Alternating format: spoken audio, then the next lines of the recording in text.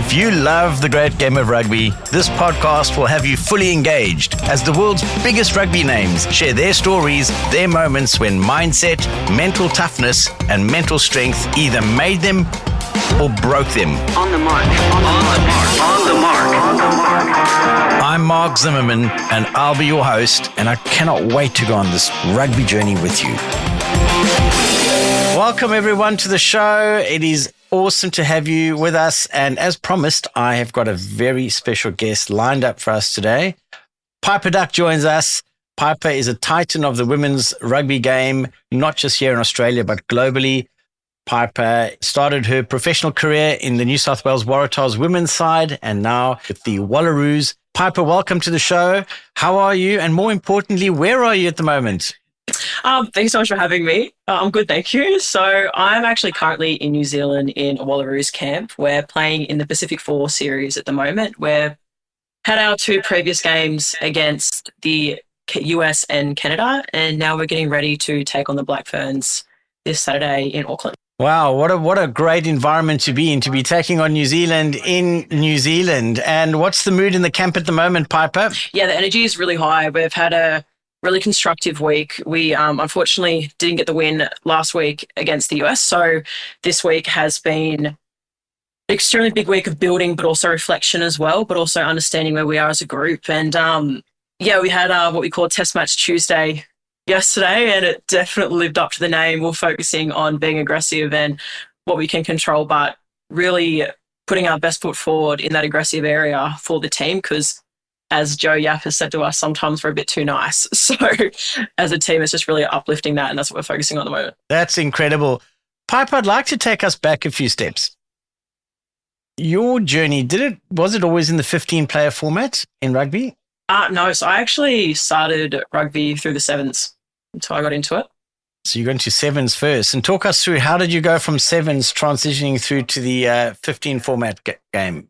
So I came across sevens in 2016 off the back of the Rio Olympics. So Shani Williams is from Batlow, which is where I'm from. So I'm from a country town called Tumut.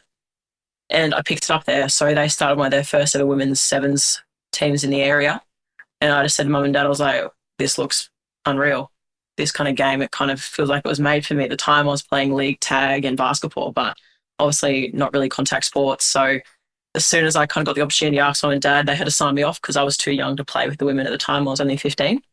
And I picked up the ball in Tumut, played 2 games with the Tumut Bullets, and then I was picked up by the Brumbies in the under-17s national team, and I went to Perth that year.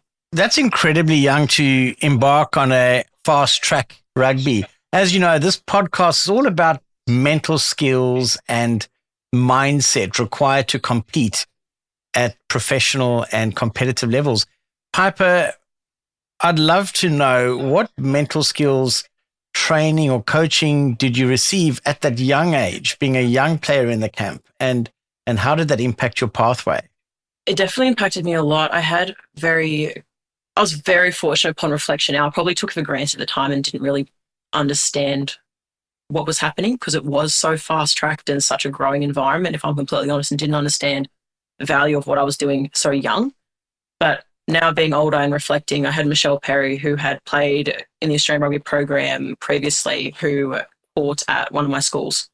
And she was one of the main reasons I got into the game. So I kind of idolized her at this point because I thought she was just such a strong woman. And she was probably a massive point for me to have the courage to even try the game, because it did take a bit of convincing, even though I loved it, but to have the courage to step into a women's environment and feel safe at such a young age. She was a massive person for me in that area, and I think allowed me to do that. And then from there, I think if I'm completely honest, I didn't understand the value of going through the pathway so quickly because I didn't understand rugby at this point. I didn't really know what the Brumbies were. I didn't really know what Australian rugby was. I just had no concept of the game. And I was just like, this is so fun. Oh my God, this is amazing. So many great opportunities. This is so cool. But once I finish this, I probably won't play rugby again. That's where I was at, because I was a basketballer and at my young age, I was like, oh, basketballer, this is fun. Which now I look back and that's crazy. That's incredible. So now do you kind of take on a mentorship role within the squad as well for the younger? I mean, I've noticed there's some really young players just been named in the Wallaroos camp. What advice would you give to the new players, the new caps? I actually reflected on this the other day because I was reflecting on my time in the 2022 World Cup and my experience, and honestly, one of the best rugby experiences to date that I've ever had in my entire life. But I was okay being in the position I was. And I'll elaborate on that. What I mean is I was okay with being behind older players. I was okay understanding my place. I was okay coming off the bench. I had accepted that this is just where I was right now, rather than being like, actually, no, I am a talented athlete. I'm here for a reason. I can push for more. I can grow. I think even though I'm very competitive by nature, I think I just accepted and understood that was just where I was at this time, rather than really pushing the boundary, I suppose. And I suppose that's actually advice I've given to a few young girls coming through is understand how powerful you are, but also understand you're here for a reason. You can play rugby and it doesn't matter how old you are, and you're allowed to challenge those ahead of you, and you're allowed to challenge to keep growing the game and growing yourself. And if I could look back on that now, that is the mind state I would want to carry through my earlier years in the program. Wow, Piper, I love what you just said there in that, we are here for a reason. And I think many, many players, let alone teams, find their purpose and their why and their reason. And I think it's incredible, and it's a testament to not only your leadership skills and the impact you're having on incoming players and those around you, but also on the coaches that have made an impact on your pathway as well. Let's talk a little bit about that. In the context of mental skills and mindset coaching, how important is it, do you think, for competitive and professional sports team to really embrace the mental skills element? And how was that introduced to you and by who? I don't think it can be placed enough importance on it. I work a lot with David King. So he kind of opened my mind a lot. I started working with him early last year, end of 2022, heading into 2023, and he came to the Wallaroos program. And if I'm completely honest, from a sporting point of view, that was the first time I'd truly been given educational resources, but also genuinely thought about how important mental well-being is within sport.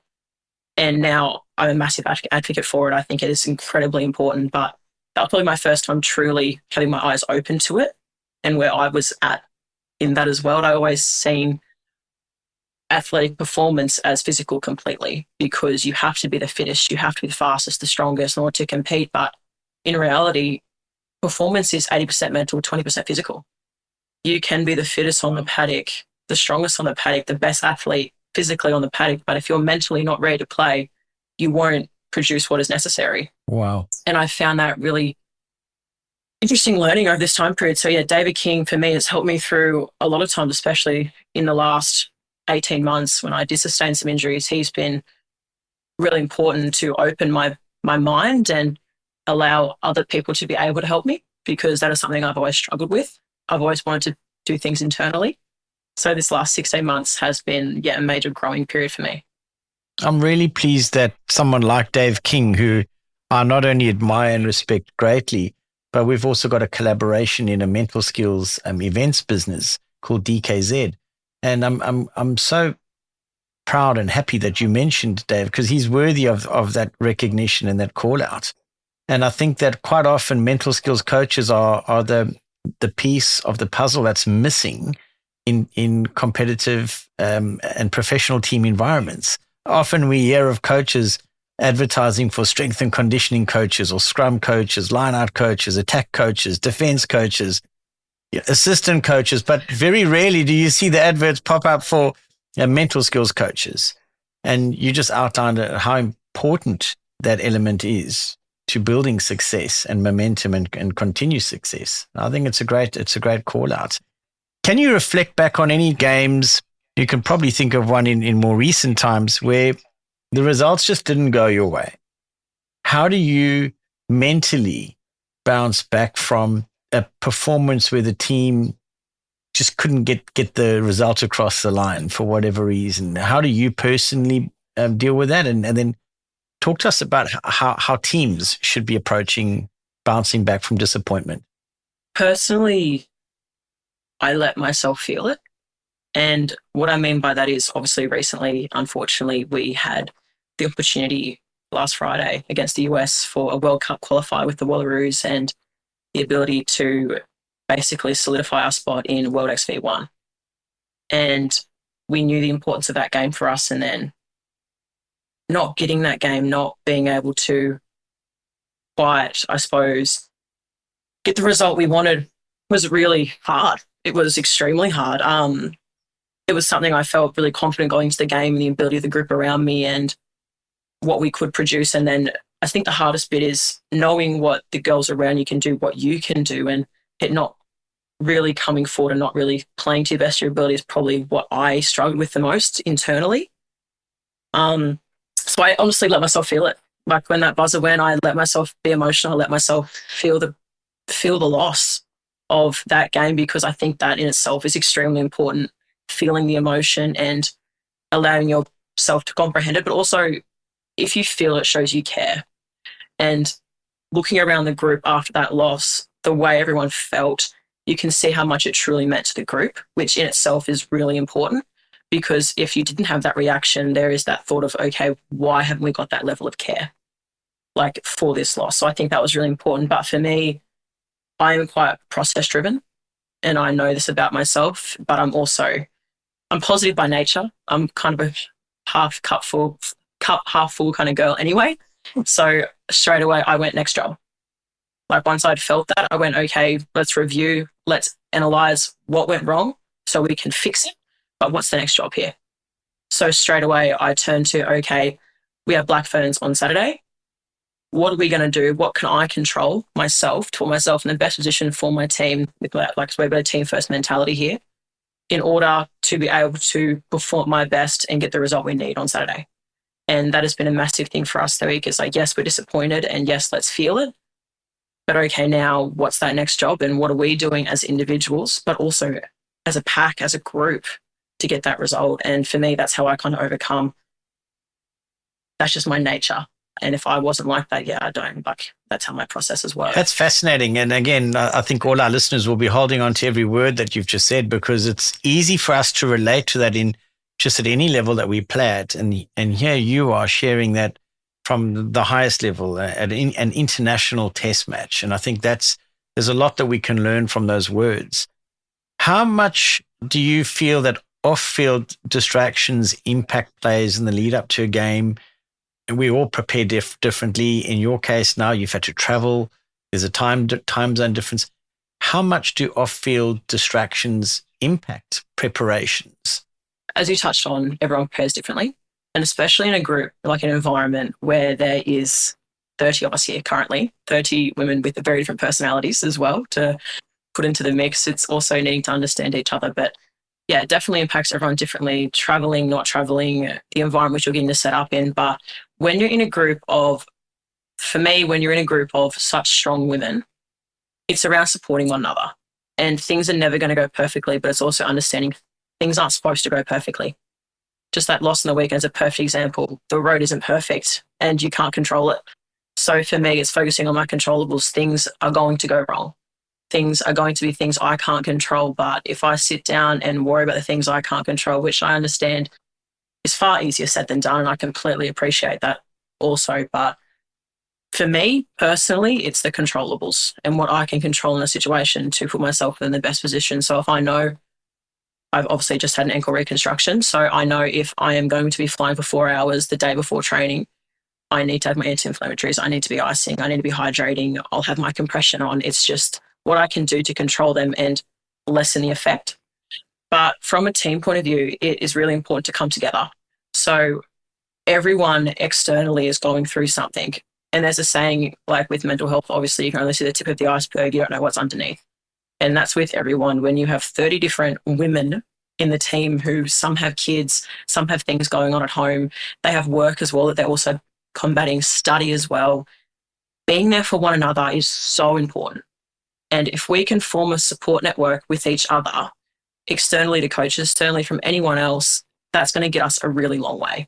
So I think putting that into the group off the field is just as, if not more important to what we put on the field, because we can't put on the field what we do and produce such quality games and quality athletes if we aren't supporting each other off it. And I'm absolutely massive on that internally within a group. I'm smiling. Obviously, our podcast listeners can't see the smile on my face because what you are saying resonates so incredibly powerfully with me. I mean, the sponsors of this podcast are the MPT Method, which is a rugby mental skills program. And what you just talked about is cohesion. And under their third principle, which is teamwork, they underpin that by cohesion and culture. And so I think often when we've got limited time to spend on building the hardware, which is physical training and set piece and driving through all those, the technical side of the game and building the hardware, it's the software that enables the hardware to do its job. And so the MPT method being, discusses cohesion in exactly the same level of importance that you've just outlined. And because it's not tangible, Piper. You can't go to a team and say, excuse me, can someone pass me the cohesion quickly? No, it's unseen. It exists. It's an energy force that you can't see. It's invisible, but you can feel it and you know it when it's there. And I love that point you've just made. I think that's an incredibly powerful and profound point you've just referenced. Piper, I'm going to digress slightly. What are you working on outside of national duties and outside of rugby? What are you passionate about away from the rugby field? Well, obviously, rugby takes up a lot of my life, but no, in general, whenever I have spare time, the first thing I always do is focus on my family. So I am one of 4 siblings. I have 3 younger siblings, a brother who's 20, a brother who is 12, and a sister who's 7. So when we talk about my why and people who truly inspire me, it is my family. The obstacles my parents have overcome to even give me the opportunity to be here in the first place is absolutely incredible. So I value family time massively. The first thing I'm going to be doing when I get back from camp is I obviously don't live at home, but I'll be getting on a flight and going straight home. That'll be my first thing for a couple of days because I have time. And then outside of that, I've recently been in a program which has been government funded by New South Wales Rugby. It was called Our Turn, Your Time. So it's a program for young women which connects city and country, and it's for young girls, and it's basically around leadership, the women's body, and just connecting girls from the age of 8 all the way through to 18. And it's creating a pathway where they can connect and break barriers really young. At the moment, the most predominant age for women to start quitting sport is when they are turning into teenager, turning into adolescence. And it's trying to break that barrier early. And we see a lot of the time women really struggle to communicate with each other, especially around these issues. So it's creating a platform where women feel comfortable to communicate. And especially at the moment within our environment, things such as periods and menstruation is not spoken about enough. And to create a space where they can learn and grow is extremely important to me. So I've been working with New South Wales Rugby in a program where they've started doing that, which I think is extremely innovative and something I would have loved at that age because, as I said, access to mental skills, leadership skills, something I've only had recently. And to have that at the age of 10, 15, 18, that's huge. And then outside that as well, I also do work with Whatability as well, which I'm extremely passionate about and what they do. So it's NDIS funded program, and I think they are extremely incredible. They put happiness first. That's one of their major key points about working with people with disability and allowing them to have opportunities and just live life to the fullest. Wow. So you're involved with Whatability as well? I've noticed Angus Bell's involved in that as well, correct? Yes, he is. Yeah. We've got to get him on the show at some point because I admire the work both yourself and Angus do for Whatability. I think it's just, we can see huge amount of effort goes into that. And I take my hat off to both of you for doing that. Coming back to what we were talking about just prior to Whatability, the importance of enabling and giving access to younger athletes to make that transition, I guess, from pre-pubescent to through puberty as well, whilst playing sport, is super important. I recall doing a course last year through La Trobe University, which was understanding and coaching the female athlete, right? The professional female athlete. I was the only male on the course, which I thought was astounding. But you're right. education and for coaches is a really important part of making sure that all of our athletes across the women and games, boys and girls formats are being coached in a way that we understand the nuances between, the different, I guess, between the different sexes. And so you raising this on this forum also gives that a voice to more coaches out there. And I would strongly suggest to any rugby coach who's coaching females, whether you're male or female, to invest in yourself to learn more about that through entities like La Trobe University, who do an online and on Zoom course. I think our female athletes will benefit from it if more coaches get behind it too. Well, education creates inclusivity. And by people being educated and understanding allows a larger platform for inclusivity of both men and women within sport, and especially making that transition, understanding the differences allows you to have a broader understanding of athletes, because now both men and women are athletes. So by educating both players and coaches just allows for such a more inclusive environment, but also a really good partnership between the both and understanding.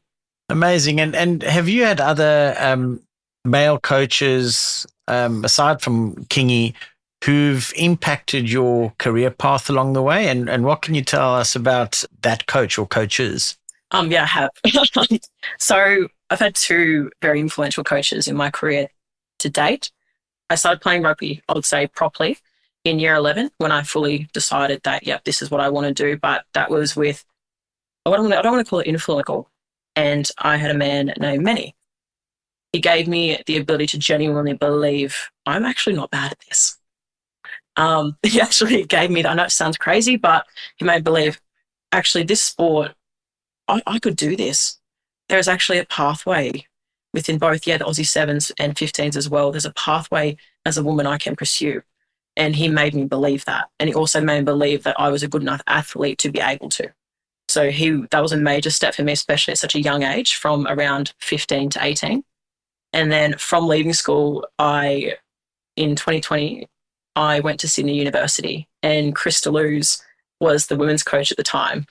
And funny now, really full circle moment, he's obviously just started taking on the attack coach here at the Wallaroos, which I'm extremely excited about. But I was playing centre at this point. Not that anyone would have guessed it, but I was playing 13. That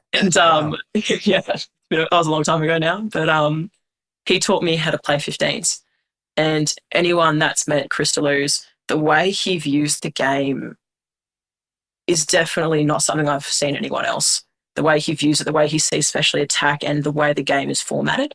And he taught me how to view the game. When I say I had no idea what 15s was, I'm not exaggerating. Didn't know what a pod was, didn't know what a six-man lineup was, didn't even know as a back row I'd keep the ball in the scrum, just no concept of it. And he taught me how to play and how to view it. And he would sit down with me for hours if he had to and answer every question I have, tell me what 1 to 15 was on the field. He would sit there for so long with me. And I think coaches like that really change a player's input into a game, because they're putting so much input into them.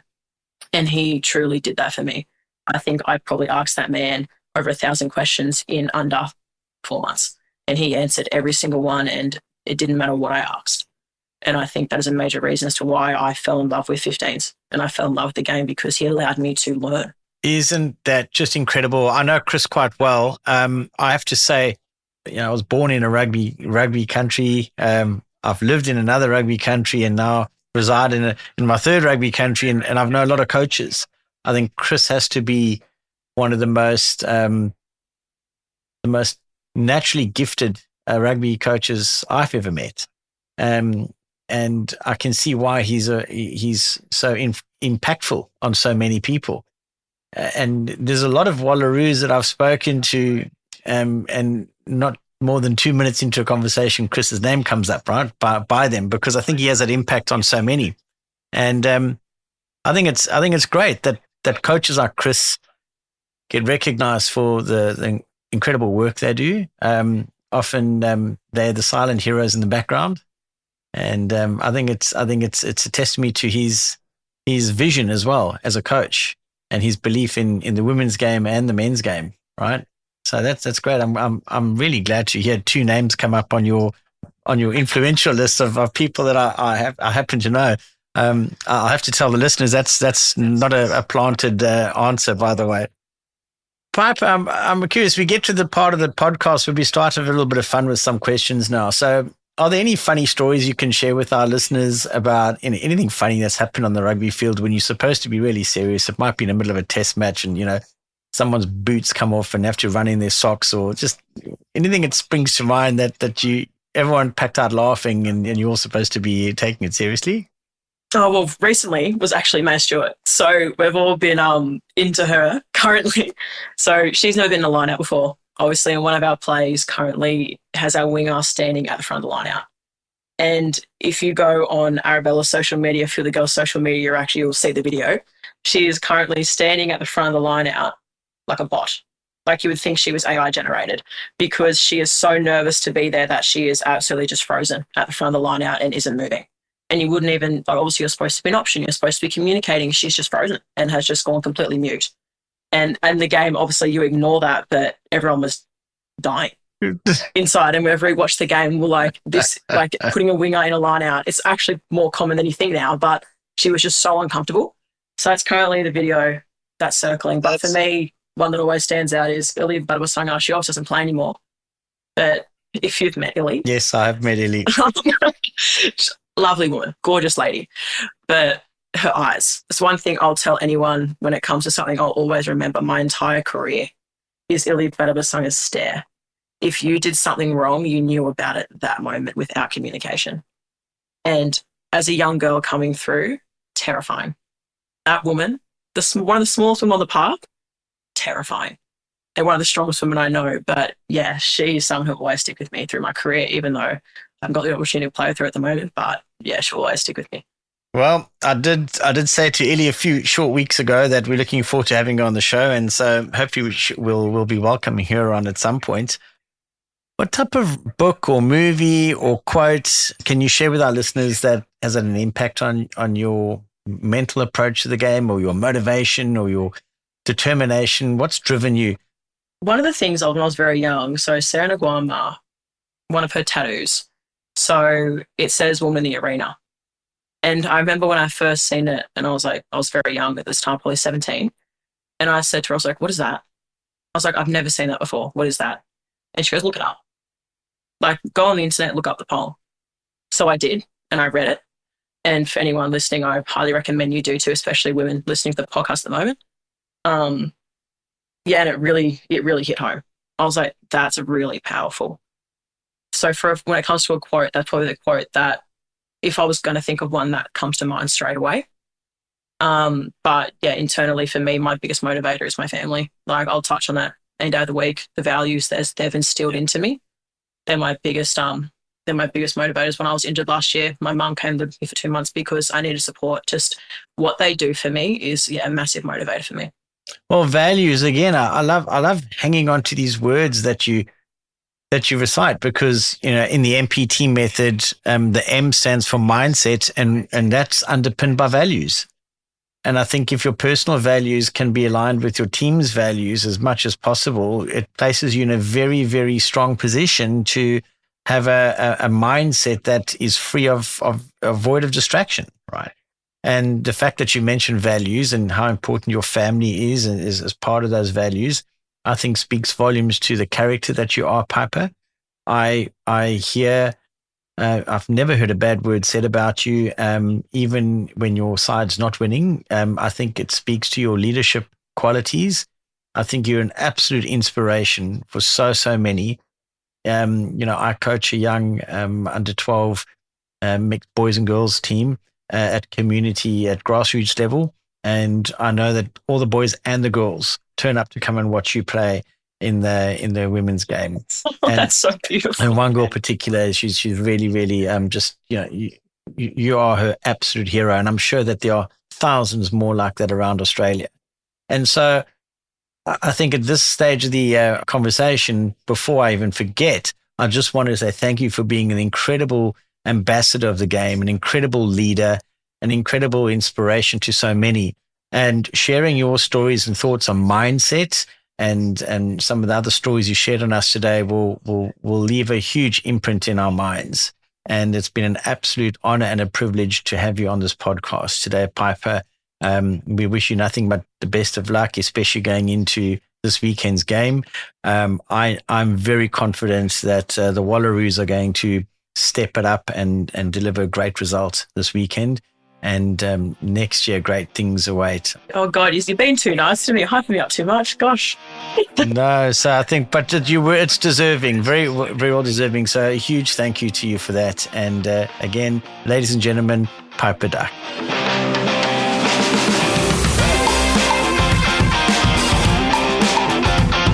You've been listening to On the Mark, all things rugby, life, and mental skills. This podcast is brought to you by the MPT Method, Mindset, Performance, and Team, a coaching tool and a coaching framework designed to help coaches and players bring out the absolute best in their performance, both on and off the field. Join us and follow us as we continue to bring you the world's great names in coaching and players across the rugby spectrum.